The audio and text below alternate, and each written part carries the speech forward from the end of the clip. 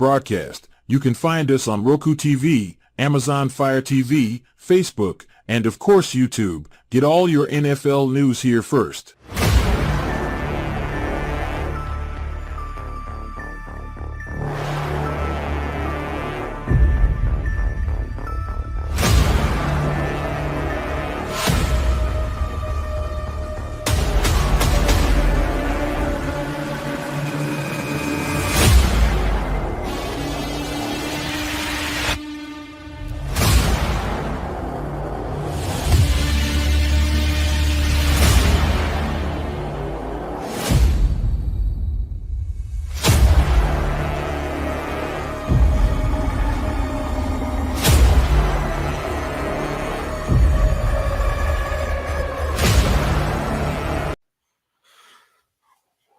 Well, good evening. Welcome to Halas Report.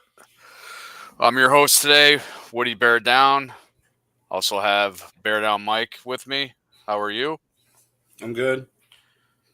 And we got the producer Mike in the background, and hopefully he can hear us. How's it going, Mikey? Can't hear him. All right. So, sorry, I'm sharing. Good. That's good. All right. So, a lot to talk about. Well, not much to talk about, but there is a lot to talk about, if that makes any sense. What can I say about Sunday's game? Player of the game is Santos, of course. 3 field goals. Every other aspect of the game sucked. 3 and outs. Couldn't move shit. Tired defense. It just sucked all around. And now it makes us 0-18 on the road with Flus. So on Sundays. Yeah. So what do you got to say, Mike? That might as well not have been a game. Playing like that. I mean, Rome was the only bright spot. 5 catches, 104 yards. Caleb didn't have time. He was inaccurate. Cole Kmet didn't get targeted once. Nope. It's like it seems like the team gave up. And what amazed me was Kyler Murray. His first design run was in the third quarter. So you know our rush defense sucked. But they were very tired defense, I could tell. So other bright spot, we got to, strip the ball from Marvin Harrison Jr. That was a nice punch by Stewart, a practice squad person. So I don't even know. I don't even know who to blame. I really don't. That was just 29-9. I said Arizona wasn't the shabby team, but I didn't think we'd get hammered by 3 touchdowns. Yeah, and they ate us up for 218 yards on the ground. Yeah, James Conner and the other Benson. Undrafted guy, DeMarcano. Yeah, and Benson too. So they had 3 rushers, and like I said, Kyler Murray, first design run was in the third quarter. So, Matt, what's going on? I don't think it's all Waldron, and I'm going to get into the coaching thing too, because I'm going to say something that might shock people. But I don't think it's all the play calling on Sunday. I really don't. It's just the offense couldn't move the ball. Penalties. It sucked all around. It wasn't a good game to watch. So when people say all week, about fire the coach, why is Flus have a job on Monday morning? I'm surprised too. But here's my theory that might shock people. I do not trust Poles to hire a next coach. Plain and simple. I don't trust it. I just don't. So, Mike, what do you think? Because Poles, yeah, he's doing great with drafting players, getting players here, but it all goes around. It all goes around coaching. Now he wiped everybody out except for the head coach last year or beginning of this year, whatever. Well, So he did hang on to Chris Morgan, which doesn't help. It doesn't. He's our offensive line coach, and he's terrible. It was a bad game all around. Caleb regressed horribly. He looked frantic. He was happy feet. He inaccurate, And then there was times where he was accurate, and they just dropped the ball. There's plays where DJ Moore's give it up. I know that's a big thing right now. It was a scramble drill for Caleb, and he just runs out of bounds. And he said he tweaked his ankle. Nah, he was wide open. When Caleb was running or rolling to his side, you could see DJ Moore coming back, and he was open. And he got fucked up. Well, Caleb, like you said, he was rolling out to the sideline. I believe Moore thought Caleb Williams was going to run out of bounds, and then he didn't. Oh, I thought that's how I feel. And then when he was already out of bounds, technically he can't be the first one to touch it, right? Right. Oh, so Moore was out of bounds? Yeah, he limped off. Well, I'm saying before that. Moore, when he came back to the ball, because that's what receivers are supposed to do. Yeah.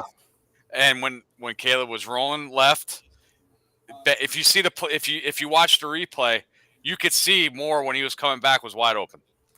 He was on the sideline too with Williams. Right, and he's like, "Fuck this! He's not throwing it. Fuck this." I thought Caleb's decision making is horrible right now. Yep. He's always trying to make the big play instead of taking the checkdowns. Cole Kmet was wide open for a lot of plays. But then I also see plays where guys are 6 yards apart from each other. Well, Everett got more targets than Kmet. Like you said, he got 0 targets. Yep. But all around that game sucked, but except for Santos. I mean, that's we scored 9 points. So what? The last 2 games, we haven't had a touchdown in the first half. We were shut out last week 9-0, and we go in this halftime not with a touchdown. We need touchdowns, and that can be blamed. I don't know about the play calling or Caleb Williams managing the game here and his decisions. That's just well, it's not even the first half. It's the first quarter. We have 10 points in all first quarters of the season so far. Yep. Now I think the Eagles jumped in front of us. I think now we're last in the first quarter scoring because the Eagles were below us. Feeling better, Ken? Yeah. How you Getting feeling, there. Getting there. Just don't. Where's your mask? What am I in New York City in my own house, dude? Yeah, but still, you're talking to us. I don't need to get don't breathe on me, please. No, I'm good. I'm actually good. I'm actually a lot better today. So you blame it on the grandbaby, huh? Oh no, the grandbaby got us all sick. Yeah, and he was so adorable in doing so well, and he's been adorable every day since. So yeah. Hey, the grandbaby is allowed to get us sick whenever the grandbaby wants to get us sick. Not with that shit. Anything else, I don't give a shit. But no, it's up. Yeah. Glad you're feeling better. I seen you chatting with Mike after the game, and yes, Ken, I agree with you, and Mike, I do agree with you as well. So about the coaching situation. So as far as Waldron, I don't think Waldron called a bad game. It seemed like everybody was just lazy, didn't want to do anything, didn't care. I think if they're to be honest. I'm sorry, go ahead, Mike. Oh, I was going to bring up. They asked DJ Moore on 670 the score the other day. That has Flus lost the locker room, and he said, and I quote, "I want to say no." That means he lost. We're not in there. Yeah, we're not in there. We don't know DJ Moore if he says he. Dude, if he said he said I want to say no. That's DJ what he Moore said. walked off the field and sat down the bench while the play was active. Yeah, Really? Because he was open. He limped off. Yeah, he said he hurt his ankle. Okay. That's what he said in his interview today. I mean, I don't know what. Look at for me. There's a single point of failure still in this whole franchise. A single point of failure. The offensive line. That is bad. That is the point of failure that's driving the train on coaching decisions, on offensive play calling decisions, on defensive issues, being on the field too long, now having to deal with injuries. It's the single point of failure. Ryan Poles has built a phenomenal team. I think he's got the right coaching staff there. However, the single point of failure that's where all the whole house falls is zero offensive line, because without the offensive line, they're not being able to do what they want to do offensively, which means now they're being overstressed on the defense. I mean, it's great that we have all these offensive weapons and we got this great young quarterback who we all are all going, yeah, okay, this kid's good. We all like him. It doesn't matter if there's no offensive line. You know, so I mean, that is so failure. so you're saying you're saying that, but the offensive line and stuff like that. But everybody wanted Caleb Williams #1, and they wanted Rome at #9. Do you think we could have picked up an offensive lineman, even though Alt was gone already? Do you think we could have picked up an offensive lineman at #9 instead of getting the third receiver that we have, like firepower on our team? Yeah, that was a want, not a. It wasn't a need. It was a want. We needed a well, need. No, Alt. It was kind of a need because now we're set up at the receiver position long term versus short term. We got a dual threat for at least the next 4 years, right? You act like we couldn't draft another wide receiver in the later rounds. Not a Roma Dunze. You're not. It's significantly less Well, receiver, maybe. So, but look, I think there's a trade off there though, because I think, and hindsight's always 20/20. But I think, and judging by what Cole said, is he thought the offensive line was much improved over last year. But then, well, right, famous last words. Is what happens. The guy you signed to be the right guard, right, ends up starting the year on injured reserve. The guy you brought in to be the center doesn't start the season. You know, the guys that you brought in are not playing. They're hurt. And then you've got other, so I mean, have they played better in the last couple of weeks? Well, up until what I saw of Sunday's game, because I slept through most of it, not because I was bored, just because I was sick and I literally passed out. They weren't. There was zero protection again this week. Now, why is that? Why can't they? Because look at Tevin Jenkins' PFF grades when he's in, dude. He's like one of the best left tackle or left guards in the league. Our tackles, they play well. The center position, we've gotten much improved play out of right guard, which when we made the change, got better, but still we can't seem to get it all come together. We can't put the same starting five out there 3 weeks in a row and have them provide good to average protection. We just can't. So what are the Bears needing?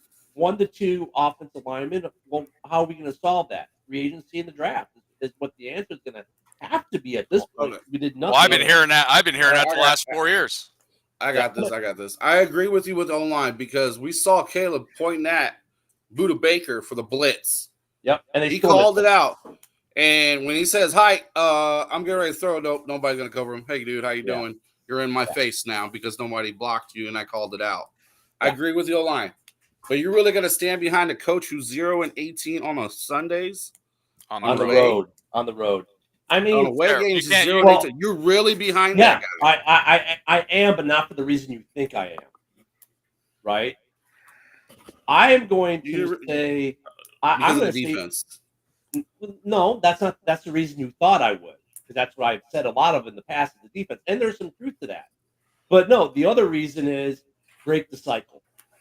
Right? Give Caleb 2 years with this head coach, this offensive coordinator. Give this team, because look at and Woody's going, oh man, but we have to wait another year. You know what though, Woody? No. We did it. We're saying the same shit we did with Fields. Yeah, we're doing the same. It's the same shit. It's the same shit. If you don't, it's the same shit. And how many times And how many times, guys, have we seen this? Now, this hasn't been a recent thing.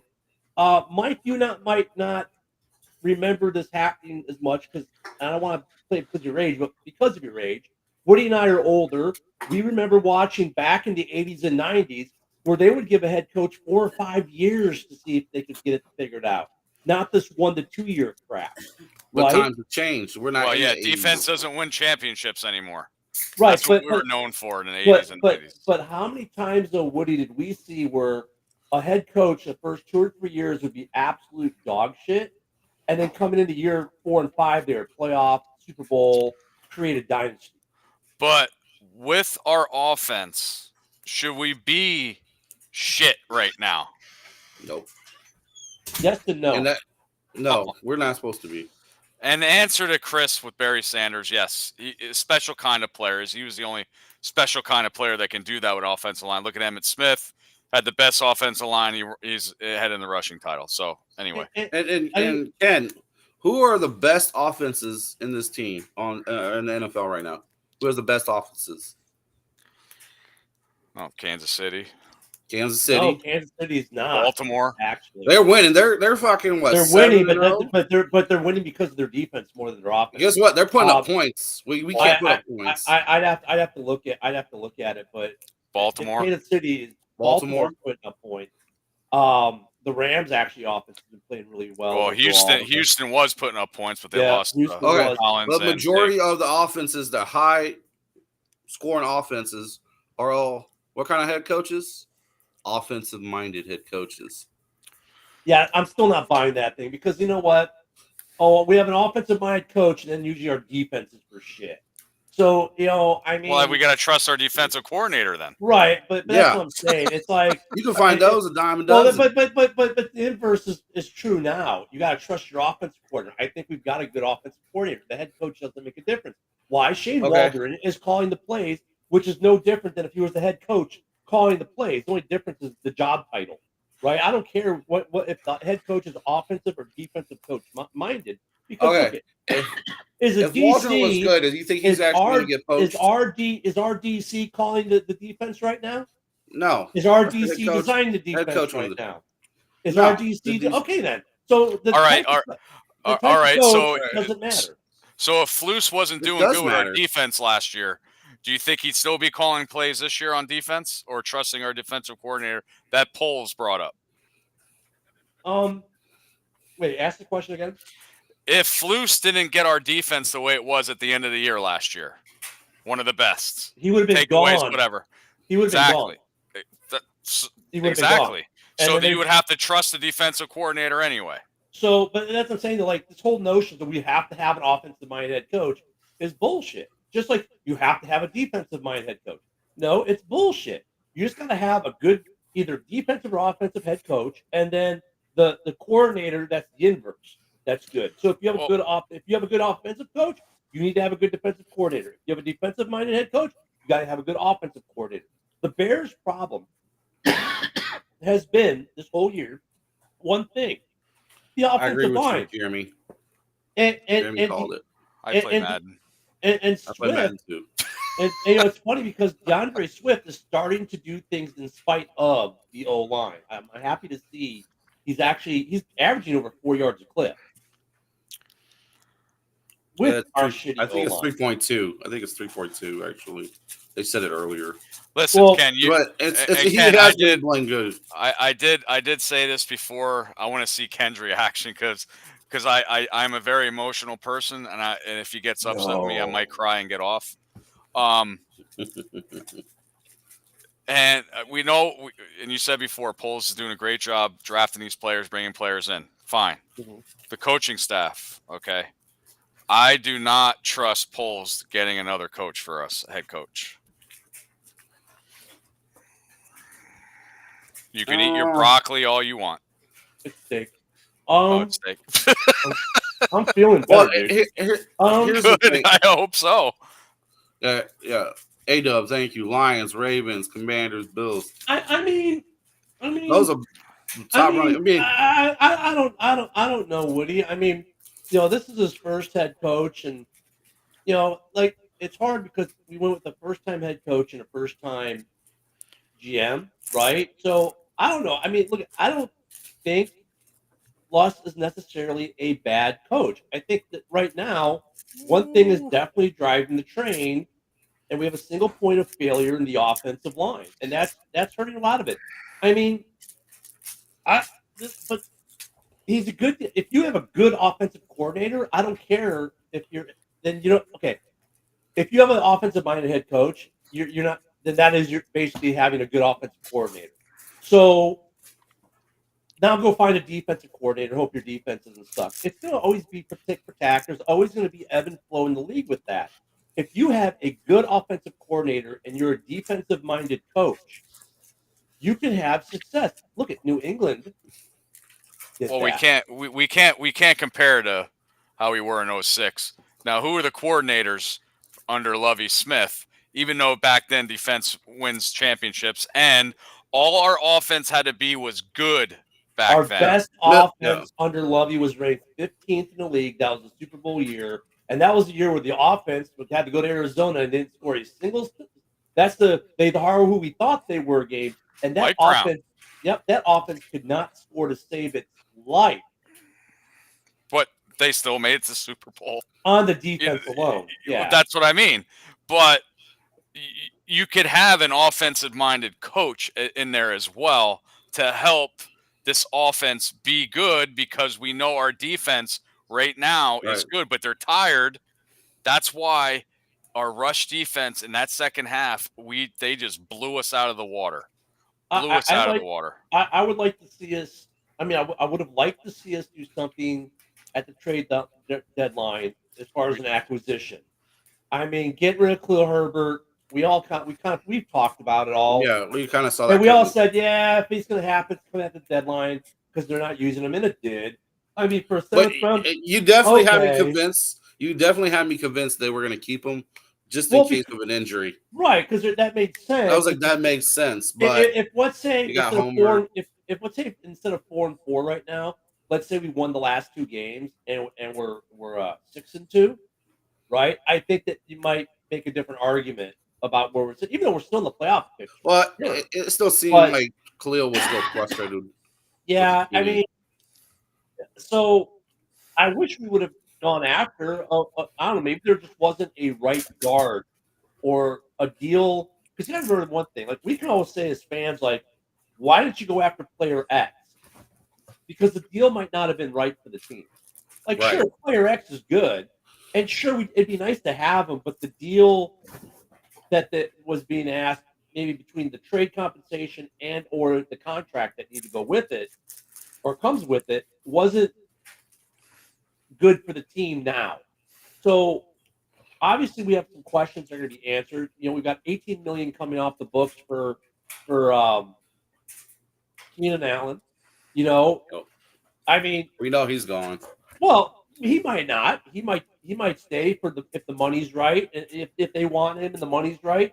You know, like it's not going to be 12 or 15 million, but let's say, you know, hey, stay for $8 million. You didn't do shit this year. I mean, you know, stay for $8 million. Let's spend money on an O line. If he buys in, right, then maybe you keep him, maybe you dump or whatever. I think the resources in the offseason, it's becoming clear what we need. We don't need receivers. We don't need tight ends. We don't need running backs. We don't need a quarterback. We don't need linebackers. I think we need some more corners and safety. We don't need a quarterback. Holy shit. We need first and foremost, we need offensive line, and then we need depth at corner and safety. The other thing that pissed me off Sunday, I was red, but that's fine. Not you, Woody. You never have an opinion. 2 minutes left, 4 minutes left, 6 minutes left in the fourth quarter. Game's over. Put Tyson in. Yeah. You just put him in. For him to say, oh, we wanted him to get work on his 2-minute drill. Yeah. You can do that in fucking practice. No. You're almost going to get this kid hurt. You're not going to get 20 points in fucking 2 minutes. Yeah. In practice, he did get hurt. In practice, you're not getting the same work done in practice you are in the game. And you would have figured with the game so far to reach, you could have gotten some garbage time work in that would have been more beneficial than practice. They just decided to keep coming. Okay. I mean, but even then, it's good. It's good game experience for him to take with him. So you don't work Okay, on your so- you don't work on your 2-minute drill down by 20. no, Sorry to tell you. you, What do even you do? Arizona Fuck put their outta backup here. in. If The you fuck got outta here. look at this point in Caleb's career, sure you do, because you know what? You train as you fight. If I do it in practice, I mean, No, to that me, was the terrible. game is different. I don't look at y'all can go, oh, that was terrible. Well, so if he gets injured, then where would you be? Well, that's the Yeah. risk you take. You're gonna. That's Well, the, okay, he that's did the get, risk. I he mean, did look get at injured. it. I'm not saying He got it's his not ankle about, twisted. I'm not saying it's Yeah, about risk, but there's risk playing every single down of the game. So maybe But the that's the game point. It we're was down by 20. Take 2 them out in the minutes second left. quarter. You don't need to play your starter. Scored on the Hey, there's overtime hey, drive, happened. bench them. There's They other scored- there's other teams out there that do that. Other teams that do that. I mean, I get where you guys are at. I'm not as pissed off about it as you guys are. I'm like, okay, that might not have been the best thing to do, but I get it. You know, I mean, otherwise, like, oh my God, they scored the first drive, bench and the game's over. Oh, I didn't say that. What the I- fuck? Nobody said that. Well, We're just saying I mean, the that- game that- is that- out of that- reach. Even though Yeah, we were losing, what if- even what though if even you- though we were losing in every game this season so far, but we won't yeah, say that. you know. I And mean, and look at and you know what? That first Fluce's drive. thing is all of our starters were out there, so Caleb's going to be out there. Yeah. I mean, you know what? That first drive, I really thought, wow, they're going to put some points on the board, and then, Mm. you know, Yep. I mean, and look at people are like, oh my God, the safety. The safety wasn't Fluke's fault. It was a bad block by Swift. I don't even know if that was really a good call. A couple of the other penalties, you're kind of like, you know, you can't, you know, they were game changers, a few of them, or momentum Dude, changers.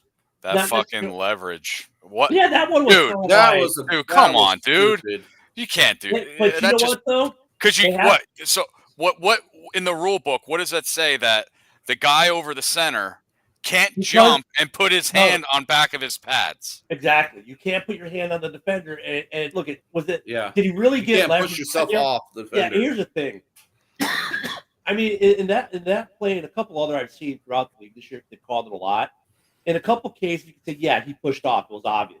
In other cases, like the dude's hand happened to be on it, but he got no leverage really from it. Nothing. His hand happened to graze it, whatever. I think that, you know, I that was a bad call. The safety, you know, was I don't know. I mean, it was a little. You know, I never knew that rule either. Well, no, because he's going down to make the block. The guy isn't engaged yet, and as he's in flight, if you will, he gets touched by someone else. Now it's a safety. It's like, all right, dude, come on. I mean, you know, that was a little too. There were some calls that didn't go our way. You know, I don't think that was a second leverage. I think that was our first, Jeremy. All I remember is a safety if you get called holding in the end zone. I never knew about that one. About the yeah, I chop didn't block. either. I didn't either. But we learn something new every day. And, look, here's the thing I'd like to see Blues get better at as Winning. a coach. Well, yeah, obviously. On the but road? No, I mean that's it right there. It's like, you know, I mean, does he get credit for London? Well, yes, but technically no. 'Cause technically, it was a home game, so he doesn't even get credit for what he did in London. But I mean, I don't know if it's something in how they prepare, in preparation, like how they prepare through the week to get on the airplane, do the travel, go to the hotel. Is there something in that sequence of events that he's not doing proper compared to a home game? I mean, what is wrong in his? I mean, so I'd like to see him fix that, and you know, we got some opportunities for him to look. I really don't think he's going anywhere unless he completely, totally loses the locker room, like past all belief. I think the media makes more out of it or creates something that may not even be there. As we all know, the media does from time to time. So they need something to write about. So when you're not, when you know, here's the thing: we're 4-4, and the media's talking like we're 0-8. You know the way. You know, I mean, I got something for you, Ken. So what if we do? What if they do lose to the Patriots? Are you on board with letting Flus go?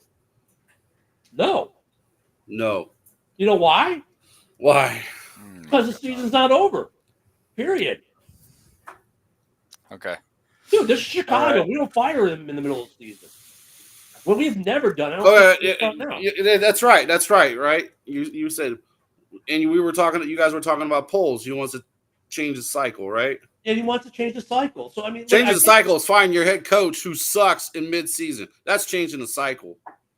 But Yeah, but your defensive player is still going to be there. Yeah, okay. Eric Washington's more capable of calling that. But Mike, you're perpetuating the cycle, the quarterback cycle tree that we've gone through for the last 2 decades. Oh my fucking god! You know what? I can solve that. I can solve that. You can't. Because you're the second I'm you not fire even saying him, Ben Johnson. I'm not saying Ben Johnson. The OC in Washington is Cliff Kingsbury, who knows Caleb. Yep. Go get his ass. No, he sucked at that. He knows Caleb. And he ain't leaving Jaden because Jaden's out playing Caleb like but he's not the head coach. So Mike, he's not the head coach. Guess what? You've still perpetuated the cycle.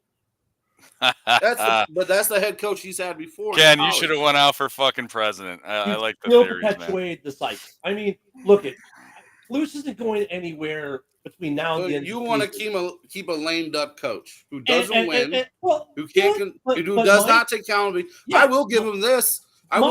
He did take accountability at halftime. They're calling a pass play when they ran it 58 yards on our ass. Don't take what I'm about to say the wrong way. This argument doesn't matter. It's moot. You know why? Virginia McCaskey will not allow them to fire a coach during the season. She's not calling anything. She owns the fucking team. She doesn't know where she is though. She thinks she's in Hawaii. No, dude, they're not going to fire a coach in a season. That we've never done it in this organization, and I don't think we're going to start now. And honestly, like I get the frustration, dude. We're 4-4, and you're talking like our coach is 0-8 this year, and we're last place, and we're last in every stat category in the league. We are in the playoff hunt at 4-4. I know we still have a shot. That loss on a lucky ass Hail Mary. Yeah, that was complete luck. Yes. Does Bruce have time to turn around? Yes, yeah. He does. He does. And we've seen improvement. Wow. But I wish I was so optimistic like you fuckers are. I'll tell you. We have our hardest games coming up within the division. And we look like shit against the Cardinals, against Washington. I'll tell you who looked like shit against the division was Green Bay against Detroit. They got shellacked. So I mean, look. Listen, we played 8 games. We're 4-4. Okay. How many winning teams? How many over 500 teams did we beat? 1. Yeah. That was San Francisco. Well, we didn't play them yet. I mean, this year. Oh, this year? Yeah. How many above 500 teams did we beat? None. Thank you. Now we're getting in the toughest we're the toughest schedule the rest of the year. So if we only played 2 teams over 500, right? Houston, Washington, correct? Right. Please correct me if I'm okay. And now we're going into our division games. Detroit, number 1 seed in the NFC so far. Green Bay, even though they lost to Detroit, they're up there. Minnesota, I know they're faltering. We'll see after the bye week how they do. Green Bay's been faltering some too. I mean, dude, teams that we beat handily, they had to get it last.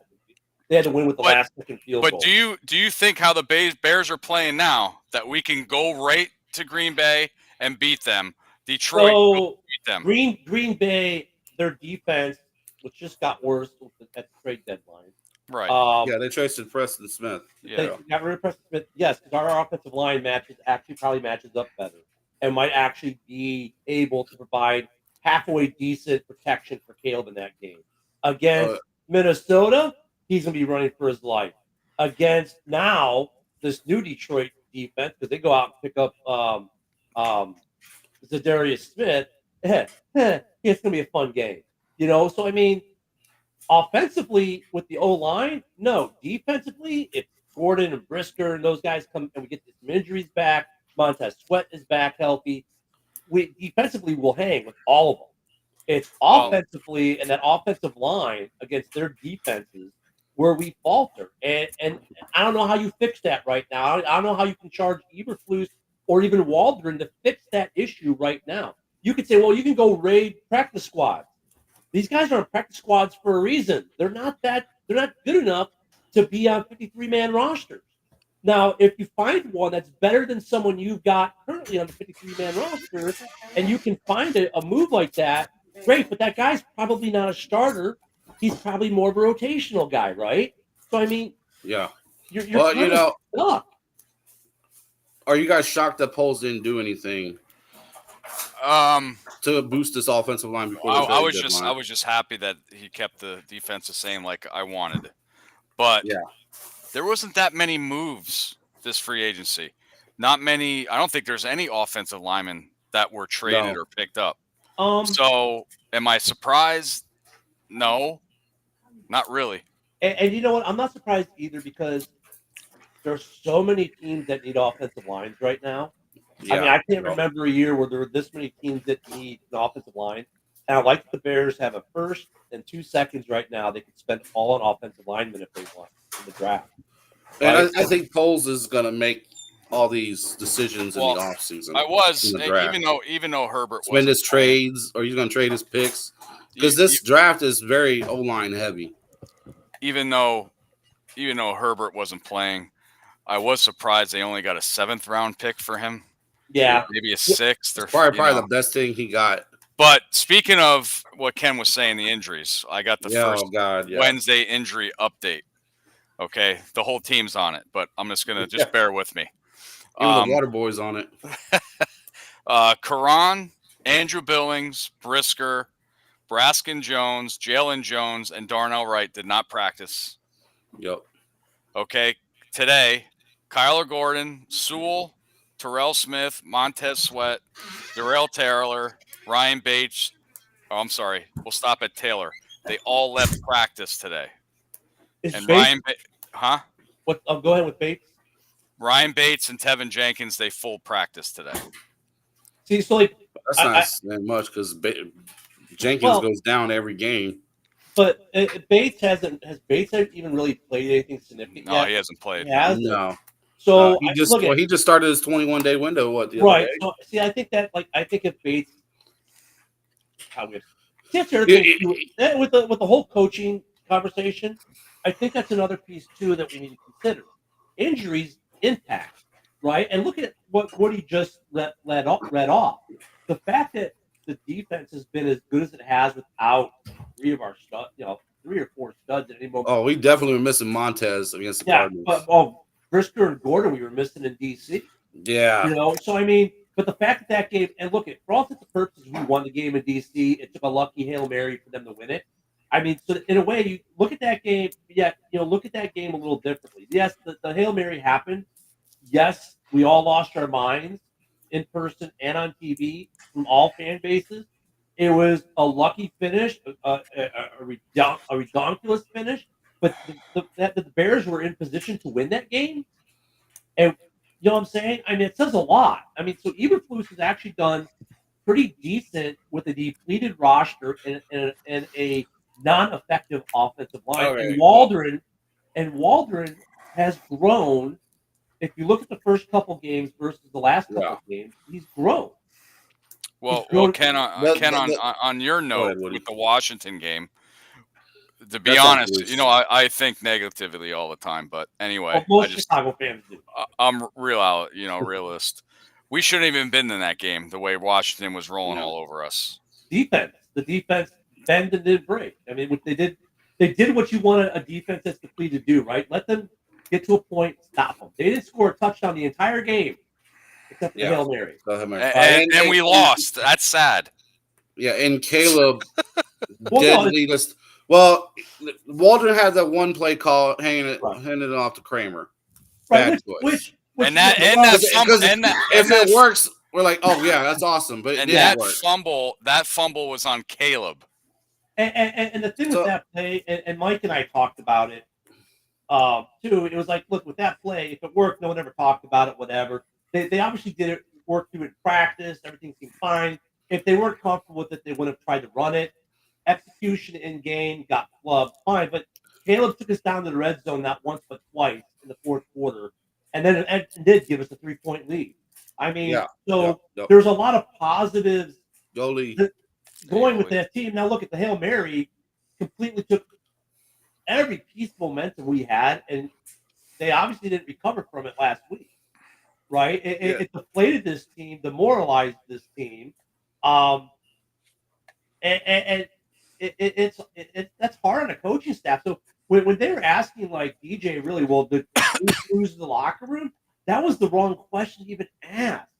The question should have been: have you guys actually? The right question. I would ask. I would ask. I would ask the same thing. You know what the question should have been?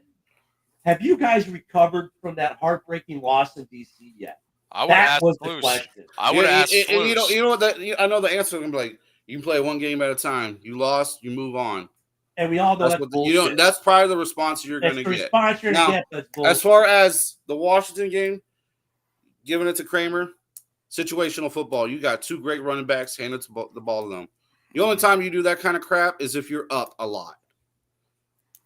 And Flus not acknowledging that, giving them those 13 yards to set up for the Hail Mary, ridiculous. I think that was a mistake. Not calling a timeout when your one of your great corners is over taunting the fans, and you said everybody's in place. I don't think they even noticed that he was taunting them. To be honest, they were probably looking at the line. He was by himself. Yeah, he was just back there in the end zone. I mean, well, then he's not paying attention to his guys. No, that was. He said they were set. That means he's looking over there. Well, he probably looked and he was set, and he looks away, and now he decides to go off taunting people. He thought. Why is TJ Edwards playing spy? They should have ran 3. Well, no, what they should have done is put the receiver like Cole Kmet out there and some other guys. Colin Johnson would have been great. Yeah, was Colin Johnson even on the roster for that game though? No. Well, no, he was. But I'm saying like, if he was available, he would have been good. They should have thrown DJ Moore out there, Cole Kmet out there. I mean, look, Tyreek Stevenson, he took ownership for it, got it. You know, he took his two series benching this week, got it. The reason why he was only 2 series because Terrell Smith got hurt. But he played well, though. He did play well. He did better. He made up. And these guys, there has been some. We've seen some growth and learning from young guys. We've seen some growth and learning from Shane Waldron. We've seen some from Flus. You know, I mean, honestly, for me, it all still comes down to the worst part about this football team that I want to give the current coaching regime a chance with for a couple reasons. One is breaking the cycle, but 2, they've assembled such a good team. They've got a year of work in right now. Get me an offensive line that can protect Caleb, and let's see what this can really do. Instead of tearing it all down and starting from scratch again. No, nobody said about tearing down the coaching staff. Yes. Well, that's tearing it all down and starting from scratch. No, because now you're in year one of now. Yeah, it is because look at now you're in year one of a new defense. You're in year one of a new offense. Everything is new, all new playbook, all new everything. Because you want to change out the whole coaching staff. That's part about breaking the cycle. Get him an offensive line that can protect Caleb. With these weapons, and let him see what this team does. No. You got to win on the road. You got to win on the road. You got to know situational. This is his 3rd year as a head coach. His situational awareness is terrible. Great. You know what? If I this go is the 4th game, even the Hail Mary completed. This is the 4th game we've lost. I'm going to turn off my pause. Okay, I'm turning off my positive switch, and I'm going to be the 2 of you right now. Well, we're not going to win another fucking game for 3 years. I never said we're never going to win another game. No, on the road. On the road, maybe. On the road, we ain't got a damn sure we ain't going to win. We fired the coaching staff. We're not going to be in the playoffs next year or the year after, and we're going to be firing that coaching staff and drafting new quarterback. I'm using your logic. Well, Ken, we were talking. Nobody said about changing players. Yeah, we were talking this logic. All new coaching staff means all new playbook, all new. Maybe not. You might still be in a 3-4 or something like that. But DJ Moore's still going to be here. So it's the whole new defense. Cole's going to be here. Whole new defense is still going to be here. Yeah, but it's going to be a new defense and a new offense that we have to learn. We can't find a coach who runs a 3-4. We have to learn everything from scratch again. Why not? Okay. Here's a perfect example. Here's the question. Look at Baker Mayfield. What is the harm? What is the harm if we can agree, and I think we kind of do, that the biggest point of failure on this team right now is the offensive line. If we say, Foles, your mission is to get us a serviceable offensive line this offseason so that next year we have an offensive line that protects Caleb. And let's see what we got with the current schemes and coaches. Oh my God, we were talking about this earlier with Fields too. We're doing the same thing we're doing with No, Fields. it's different because Fields, we were talking about a player. We're talking about a coach, scheme, and everything that goes with it. I'm talking about getting an offensive line on this fucking team totally. Oh, we had a good run offensive line, but you're right. Our offensive line last year is better than this year. So, yes. So here's the thing. If we keep replacing coaches but never fix the offensive line, we're going to be in the same cycle forever and ever and ever. So why not take a different approach and not fire the coaching staff, but actually go get the fixes with an actual fix on the offensive line and then see what we got. We got nothing to lose, really. Because so next year we'll get a quarterback and a wide receiver first round again. Well, I mean, we're playing this game for how many years now? That's what I'm saying. So, like, if you look at, you keep the coaching staff and you keep the playbook and you keep the schemes, right? So you want to keep Waldron? Yeah, I want to keep Waldron. Oh God! Because here's the thing: I replaced Waldron. Now Caleb's learning another new playbook. Now my new OC, I got a headache. Has to learn my players again for the first 3 or 4 games. Keep them in place and just give them the piece that they're missing. Give them. Look, it doesn't hurt you to keep them. Everyone's so quick to fire. You know what, dude? We're 4-4. We're light years ahead of where we were last year. D'Amico Ryans and C.J. Stroud with a terrible O-line. Guess what? He's still putting up points. They have a much better O-line great than plays.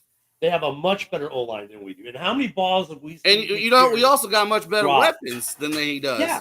He's got Tank Bell right now. Well, look at all those drops by those great weapons. How many balls? How many times every game you hear this? Well, Keenan Allen normally catches that. Oh, DJ Moore normally catches that. Oh, that's a ball that really Rome would normally catch. Yeah, there was drops in that Cardinals game. I said that there was drops for sure. Rome had a great game. Keenan was dropping shit left and right. I think the biggest, but the accuracy was horrible from Caleb. The biggest disservice we do to ourselves is year in, year out is fire the coaching staff, bring in a whole new one, give them a half a season. If we don't like it, start talking about firing them already. We can throw out Eberflus. Well, Ken, it sounds like you should be going for coach. You know it all. No. Come on now. These guys know what they're doing. First year, we can throw out the window because they tore that roster down. It was nothing but Jags. That last year, first half was. Last year they were steamrolling. There was games we should have won. That was on Flus. And then in the second half, we made the trade. The defense started to finally come together. Yes. Then we said, okay, let's address the offense. We put a lot of stuff into the offense, brought in a better coordinator, and what happened? Well, the offense hasn't produced because a lot of the guys we brought in to fix the O-line haven't even played yet. These weapons we brought in and signed and stuff, a lot of drops, haven't been getting separation. But part of that, though, is not on them. It's because the offensive line can't protect Caleb long enough, and the kid's running for his life like Justin. The only difference being that he's not just tucking the ball and running for his life. He's still looking to throw. Oh, but there's DJ Moore walking off the sideline while Caleb is looking to throw to someone. So, I mean, it's funny how last year the Bears were number 1 on getting touchdowns the first drive with Justin Fields, without Rome, without Keenan. I think that's just because Luke Getsy, who just got fired by the Raiders. The identity of this team last year was, and you know what's funny though, the offensive line coach was the same coach, the same offensive line coach. Chris Morgan needs to go. The identity of that team though, because of Justin's field, Justin was run. Caleb, they haven't used Caleb as a runner at all, and that's taken a dimension out of the offense. It really has. I mean, that's what Fields excelled at, and teams backed off because of it. With Caleb, he hasn't shown it. He hasn't shown a propensity to take off from the ball and bust out a beautiful 38-yard run for a touchdown, so they don't defend it. Caleb or Justin was the better athlete, we'll say, right? He was the better athlete. I also think Justin had a better deep ball than Caleb does. Caleb misses a lot. Was he 1 for 20 over 30 yards? I don't know what his number is. He's And- And bad. the funny thing is that we're 4-4, and that was the easy part of our schedule. Yeah. So We all when thought I we'd be when losing I 5-1. when I said 10 and 7-1. 7, we're pushing 9 to 10 wins. Look at we have the hardest schedule in the NFL. We do, and honestly, the back half, yeah. I don't. The easiest game we had two. Yeah, we won our 2 easy games. The rest of the games have not been easy, and you can say what you want to say about the Titans, but they still, up until a week or two ago, had the number 1 ranked defense in the league. Yep. You know, And the defense won that game. It's their quarterback losing them games. So, you know, I don't find it. Oh, easiest part of the schedule, hardest part of the schedule. It's all been hard. We had our 2 mulligans, and we won them like we should. We should have beaten Indianapolis. Texans. No, I was going to say Indianapolis. No, Washington. Indianapolis we should have beat. I was going to say Washington. But look at Indianapolis is a good example of Shane Waldron's growth. Shane Waldron said, you know what, I fucked that up. I should have made that. I shouldn't have called it like that. I should have done something different. And he took ownership of it, and he changed. And, you know, I he think would run that play again if he had the opportunity to do it again. he said the very next week that he fucked it up and he would change things. I mean, how many mistakes did Indianapolis make that game, and we couldn't capitalize? And we've made a lot of, and, you know, we've made a lot of mistakes though too that were have been uncharacteristic of the Eberflus team. Our penalty rate this year is worse than last year. You know, I mean, false starts are killing us. False start. And once again, though, where does that come? Well, a couple of them are Mercedes Lewis, but. Well, that was he knows better when you go in motion. You can't go forward. Dude, he's in like 3. I think he's had 3 flags already this year. And the thing is, Kansas City and the refs, number 74, their tackle fucking moves every single time before that ball snapped. Yeah, he got called. Ridiculous. Didn't he get called in the Super Bowl last year like 3 times for illegal start or false starts? False start. So I mean, let's see, who do we got this week? It's Patriots. The Pats, the Patriots. So we should win this week, and then we get Green Bay coming off their bye. Good. I'm not holding my breath. No. Yeah, we should win this week. I mean, the Patriots have been playing pretty good ball though. I mean, they've had Drake May's looking pretty good. Well, Drake May he was hurt, so I don't know what's his status. You know. I guess it'll depend on what our injury report looks like. If the injury report looks like what Woody just said come game day, we're fucked. Yeah, I think Brisker's still going to be out. Dude, what kind of that had to be like? I have no idea. Yeah, it was since October 8th or 6th. You know what? Yeah. And Andrew Billings, we may be gone for the rest of the season with a torn bicep. It's been over a month, hasn't it?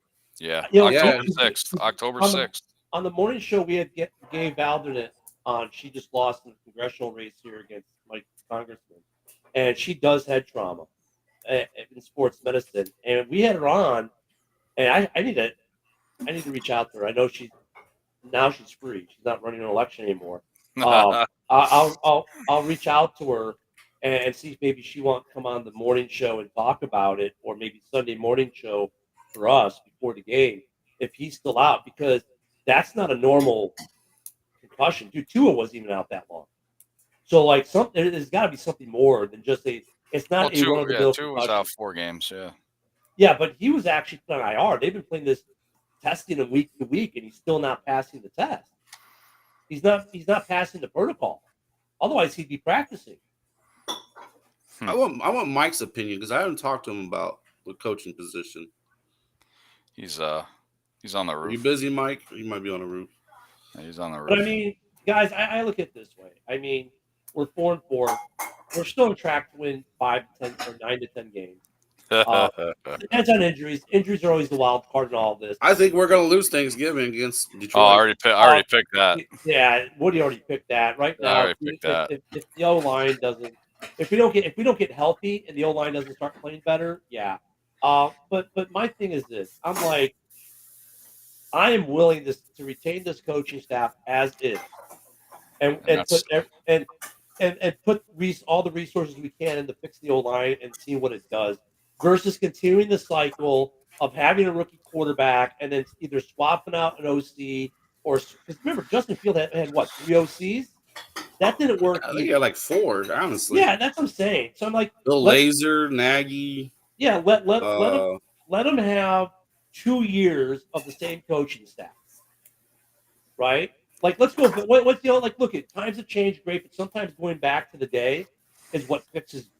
Let's go back to old school NFL football. Give this coaching staff, unless he completely loses the locker room and you have no choice, you keep this coaching staff intact, and you spend the resources you need to spend to make this O-line protect your young quarterback, and then see what it does. And then if your OC sucks or your head coach is making bad decisions, I'm all with you guys. Okay, let's hypothetically, they did let Luce go, right? Let's say he did lose the locker room. We went 6-11. Who would be your head coach to hire? Depends on who's. Because I say Cliff Kingsbury because he's been a head coach. He knows Caleb. He ain't leaving. He knows what. He's an OC. He may take the job. But Kingsbury is a terrible head coach. Because I think Ben Johnson's price tag is going to be big. The price tag doesn't make a difference. And McCaskey's don't spend that kind of money on. Yeah, but with coaches though, price tags don't make a difference. They don't affect the cap. They still got to pay the guy. Yeah, but I mean, honestly, it depends on who's available and what OCs. If it is going to be an offensive-minded coach, who's made available, and who, there's a lot that goes into that. And Eric Bieniemy. Let's say Kevin Stefanski. Eric Bieniemy. Let's say Cleveland lets him go. No. Ryan Daboll. What they want to start all over? No. Would you not take Ryan Daboll? Oh fuck no. I'm just throwing names out there right now. No, I already said I don't want Doug Peterson. I changed my mind on that one. And look at, I don't want another like Kingsbury. Okay, at least he's been a head coach. And he knows our quarterback. Has Johnson been a head coach? No. Then I rule him out immediately. I don't want. Yeah, I don't like another first-year head coach. I think we agree on that one. And really, the guys you're talking about now would be retreads on their second team, who with their first teams didn't really do so great either. So, I mean, if let's say we get the situation where Flus has to go. First off, if Flus goes, I need to let the new head coach know. Look, at the offensive coordinator is not going anywhere, right? Well, if it's offensive minded, he's probably going to. But you can tweak the offense, but we want to keep the offense and the coordinator. That's got to be part of the deal for Caleb. That's how you kind of circumvent the cycle issue a little bit, breaking the cycle. You can help. So you keep Waldron. Right, but now I got to find a good defensive coordinator now too, and now I have to look for a defensive coordinator as well. So, if anything, I honestly, if they were to get rid of Flus, I think they'd just get another defensive-minded coach because they would say, "Hey, look, Mike." Yeah, they're going to say, "Hey, Mike, you're a defensive-minded coach. You're keeping Shane Waldron in his offense, but you can be the head coach." Oh, that's a fucking joke. Sarah, please go on your bye week and win again, please. You know what though? Jesus. Don't Christ. you agree with that, Ken? Ken, You know what though? Don't you dare. Stop. You know what though? Has he ever been a head coach before? No. I'd rather take Richard Hightower than fucking Shane Waldron. I mean, look at though. That's another route though he could go. But honestly, I think in order to break the cycle, you got keep the whole staff intact. But if you get to a point where Flus loses the locker room and you have to let him go, I think the next head coach inherits Shane Waldron because you want to try to at least on some level break the cycle with the coach quarterback situation in Chicago. And then I don't know. It depends on who's out there. I mean, look, there's some interesting other ideas out there. Nick Saban's out there. I mean. Oh my God! On that note, we're overtime. Lincoln Riley. Oh yeah, we are overtime. On that note, on that terrible take from Nick Saban. Yep. And Ken, you wanna do your coffee since I did order coffee on Sunday when you were out? Yeah, absolutely. Outstanding. Yeah, guys, don't forget to order some coffee. Don't forget to perfection, expect nothing else. Do you like to make yourself a hot cup of coffee to start your day? We have both whole bean and grounded. Also great for all you iced coffee if not a hot kind of person. Even make yourself a frappe to quench your thirst. The best tasting coffee with espresso, It's only $18.99 plus taxes for a 12-ounce bag. Buy 1 to 5 bags and shipping is only $7. If you spend over $100, shipping is absolutely free. Total Sports Network broadcast. You can find us on Roku TV, Amazon Fire Stick TV, Facebook, and YouTube. Get all your sports